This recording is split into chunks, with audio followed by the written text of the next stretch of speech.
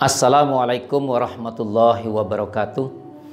Alhamdulillahilladzi arsala rasulahu bil huda wa dinil haq liyudhhirahu ala dini kullihi walau karihal musyrikun.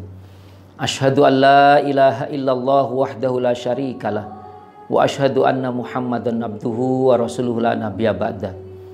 Bapak Ibu segenap keluarga besar SD Muhammadiyah 18 yang berbahagia, serta anak-anak yang sangat saya banggakan, di akhir Ramadan ini marilah kita senantiasa bersyukur kepada Allah karena kita masih diizinkan oleh Allah terus beribadah mengabdi kepada Allah.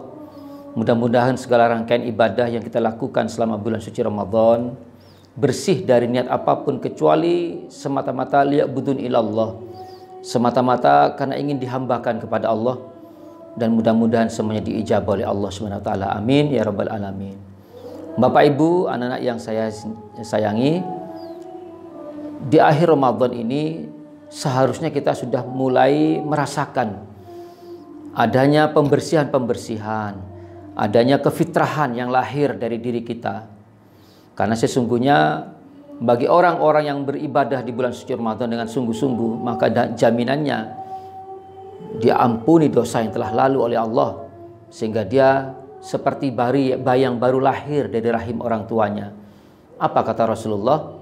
Man shoma ramadhana imanan wahtisaban ghufira lahu ma taqaddama min dambi. Barang siapa yang berpuasa di bulan suci Ramadan imanan wahtisaban, dengan penuh iman, dengan penuh kerinduan kepada Allah, wahtisaban, dan semata-mata ingin diabdikan kepada Allah dengan sungguh-sungguh sehingga ibadahnya berkualitas, maka jaminannya kata Rasulullah, ghufira lahu ma taqaddama min dambi, diampuni dosa yang telah lalu. Kita boleh berumur 10 tahun, 40 tahun, 60 tahun, bahkan lebih, tapi ketika dosa diampuni oleh Allah, betapa indahnya hadirin sekalian. Bapak Ibu, anak-anak sekalian, ketika di akhir Ramadan kita harus lahir kembali sebagai insan yang fitrah, bersih dari sifat-sifat apapun yang tidak baik bagi kita. Kata Imam Al-Ghazali, ada 4 sifat yang harus kita keluarkan dari tubuh kita begitu kita selesai beribadah bulan suci Ramadan. Yang pertama adalah sifat rububiyah, sifat Tuhan yang ada pada diri kita. Ada segelintir sifat Tuhan yang sering ada pada diri kita, yaitu suka dipuji. Allah itu suka dipuji. Ketika Allah suka dipuji, itu pantas karena Allah pemilik segalanya, Allah pencipta segalanya. Allah ajarkan kepada kita, setiap kita mendapatkan karunia dari Allah, maka Allah ajarkan, ucapkan alhamdulillahirabbil alamin. Tapi ketika rasa ingin dipuji itu ada pada diri kita, sungguh tidak pantas. Apapun ibadah kita harus kita abdikan semata-mata untuk mendapatkan pujian dari Allah Subhanahu wa taala, bersih dari niat apapun. Seorang imam yang sedang mengimami sholat, maka bacaannya, walaupun bacaannya panjang, walaupun bacaannya indah, seindah apapun tetap harus dipamrihkan kepada Allah. Seorang dermawan yang soleh, ketika dia menyumbang apapun, sumbangan itu harus semata-mata untuk dipuji oleh Allah Subhanahu wa taala. Ini makna dari sifat ar-rububiyah. Yang kedua yaitu sifat syaitoniyah. Ma'asyiral muslimin rahimakumullah, ketika setan itu diusir dari surga oleh Allah, ketika iblis itu diusir dari surga oleh Allah, bukan iblis itu tidak sadar bahwa surga itu adalah ciptaan Allah. Mereka itu sadar surga itu ciptaan Allah, semua karunia yang dinikmati juga pemberian dari Allah. Tapi ketika diperintah untuk sujud kepada Adam sebagai bukti, sebagai pengakuan bahwa Adam adalah makhluk yang paling sempurna, dia tidak mau. Fasajadu illa iblis, semuanya bersujud kecuali iblis. Kita pun tidak boleh seperti itu hadirin sekalian. Kita mungkin sadar apapun yang kita lakukan pemberian dari Allah, maka ketika diperintah oleh Allah, kita harus tunduk patuh kepada perintah Allah. Yang ketiga, sifat bahimiyah, sifat binatang.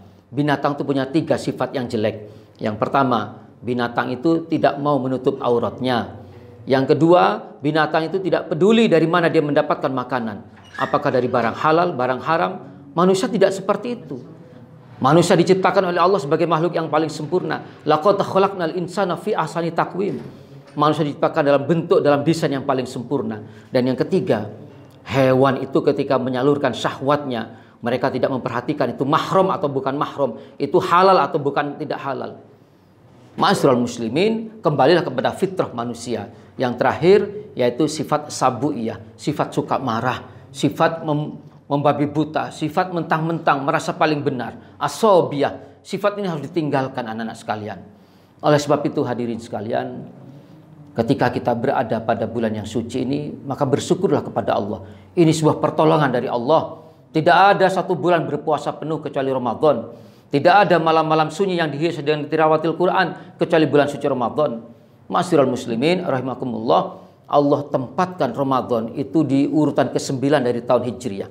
Kita tahu ada Muharram, ada Safar, Rabiul Awal, Rabiul Akhir, Jumadil Awal, Jumadil Akhir, Rajab, Sya'ban, Ramadan, Syawal, Dzulqa'dah dan Dzulhijjah. Ramadan ada di urutan ke-9. Apa maknanya hadirin sekalian? Sama seperti usia kehamilan seorang ibu. Kita berada di kehamilan yang ke-9 bulan. Begitu kita keluar dari usia yang ke-9, maka lahirlah bayi suci yang bersih dari dosa. Seperti itulah janji Allah ketika kita benar-benar melaksanakan ibadah di bulan suci Ramadan. Mari Bapak, Ibu, anak-anak sekalian, kita fokus beribadah di bulan suci Ramadan. Jangan lengah. Ya, sisa-sisa terakhir kita harus lewati dengan penuh ibadah. Perbanyak melakukan sholat sunnah, perbanyak membaca Al-Quran, perbanyak infak dan sedekah, perbanyak istighfar memohon ampun kepada Allah. Dan yang terakhir, perbanyak memohon kepada Allah. Apapun permohonan kita, ini adalah syahrul maghfirah, bulan ampunan. Semua dosa akan diampuni oleh Allah. Dan ini adalah syahrul ijabah, bulan di mana semua doa akan diijabah oleh Allah. Lakukan sebaik-baiknya, fa insyaallah ibadah kita akan diijabah oleh Allah. Terima kasih. Mudah-mudahan kita dikumpulkan kelak oleh Allah di surganya Allah. Khalidina fiha abada. Dan kita kekal di dalamnya. Amin. Ya Rabbal Alamin. Terima kasih. Semoga manfaat. Wassalamualaikum warahmatullahi wabarakatuh.